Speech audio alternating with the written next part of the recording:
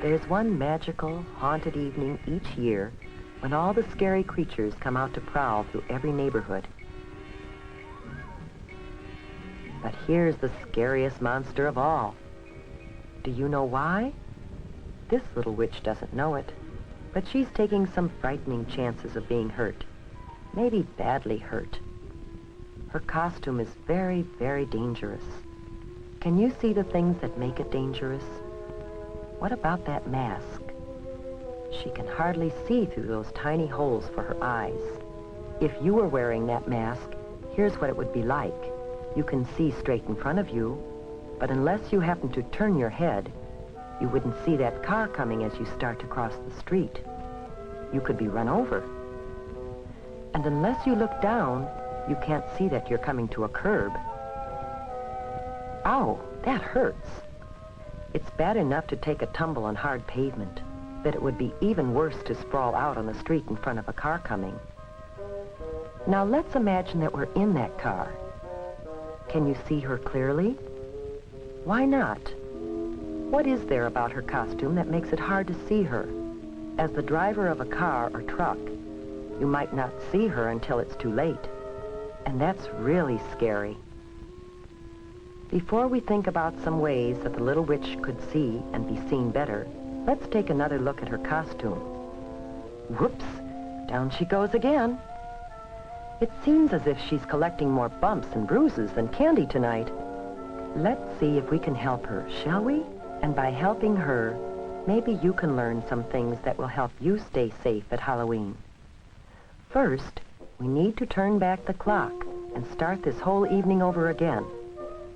One of the problems with this costume is that it's too long. It's too easy to trip over a long, full skirt. So we can shorten the skirt. You should always shorten any skirt, pants, slacks, or cape that is too long or floppy. Now, the broom. That's a clumsy thing to carry, and it's something that you're likely to trip over in the dark. It's usually easy to shorten brooms or round off the sharp points of pirate swords and other costume parts that can trip you or scratch you. Cardboard brooms and swords are usually safer than wooden ones, but it's safest not to carry anything like that in the first place. Now, what else might we change on this costume to make it safer? What about that color? Remember how hard it was to see the little witch because of her dark costume on a dark night?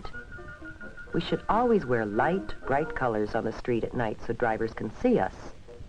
What about this color? A white costume makes an unusual, different kind of witch who's more likely to be safe on Halloween night. A good way to make any costume easier to see at night is to decorate it with reflective tape or reflective patches. Some costumes come with reflective material already attached to the cloth. Here's what it looks like to a car driver. It's easy to see, even on the darkest night. And while you're putting reflective tape on the costume, you should also add some of it to the bag or container you'll use to carry home your candy. Some special Halloween sacks are treated with reflective material when they're made. And it's a good idea to write your name, address, and phone number on the sack, just in case there is an accident. Now, how about the mask? Any problem with it? Do you remember how hard it was to see out through those little eye holes? To be safe at night, you have to be able to see clearly, as well as be seen. We can improve the mask by cutting larger holes to look out of.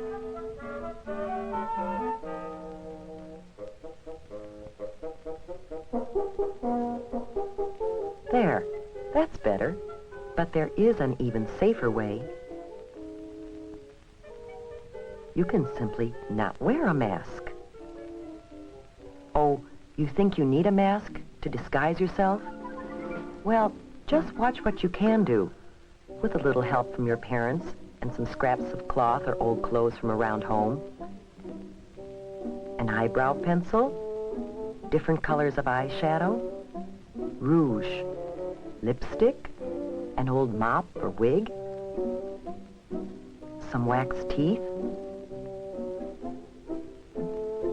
maybe some clay and food coloring, and a few other odds and ends.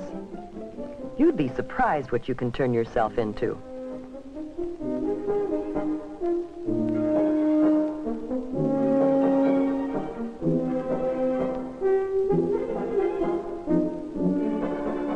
Whether you buy a costume or design your own, be sure that it's made of flame-retardant material. That means material that won't catch on fire easily.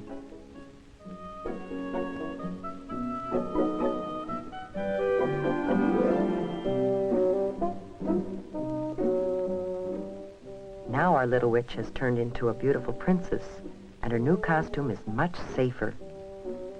But there are a few other things you should do before going out. First, eat a big dinner. If you go trick-or-treating while you're hungry, you'll be tempted to sample some of your treats while you're out, and that's definitely not a good idea. Keep an eye on the clock. In many places, the police set the hours that you should trick-or-treat. Trick-or-treat only within those times. Neighbors should be ready with treats for you, and drivers should be more careful to watch for you during those hours.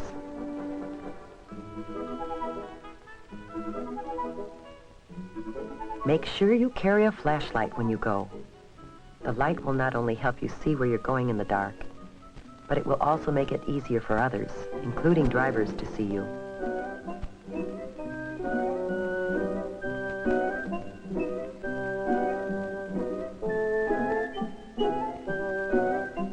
Always travel with a group, not alone. It's safer still to have a parent along to keep an eye on things. And of course, you should always walk.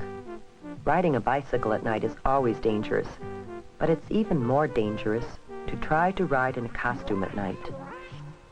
As you go from house to house, stay on the sidewalks as much as possible. If you have to walk in an area where there are no sidewalks, walk as far off the roadway as possible and face the traffic. That way you can see what's coming and get out of the way if you have to.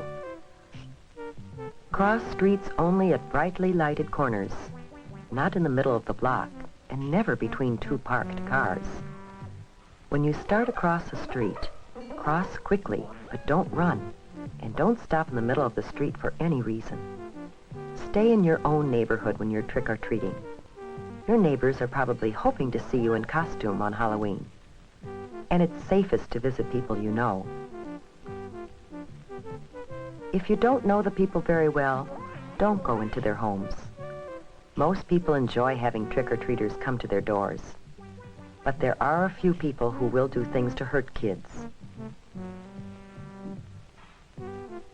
They might put sharp or hard objects in candy and apples, or they might put something on fruit or gum that could make you sick if you eat it.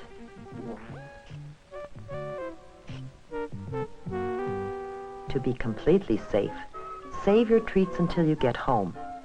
Then ask your parents to help you check them carefully to make sure that there's nothing in them or on them that could hurt you. The safest treats are usually candy or gum that come in their own wrappers from the factory. Fruit should be washed before you eat it. And all candy bars and fruit should be sliced so you can be certain that there is nothing hard or sharp inside that could hurt you.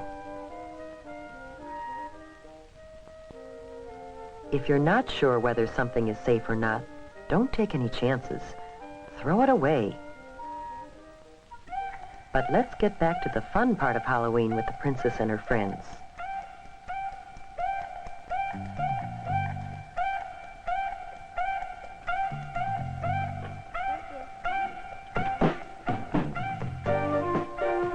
Almost everyone enjoys a good joke or riddle. What's your trick? What you guys eat for breakfast? What? Those toasters. What's a wiener when you take out its inside? What? A Halloweener. Where does Dracula keep his money? Where? In a blood bank. Here, have some candy. However, some practical jokes and pranks aren't so funny. If you should break something, it wouldn't be very funny to the owners or to your parents, who might have to pay for it. So keep your jokes funny and harmless.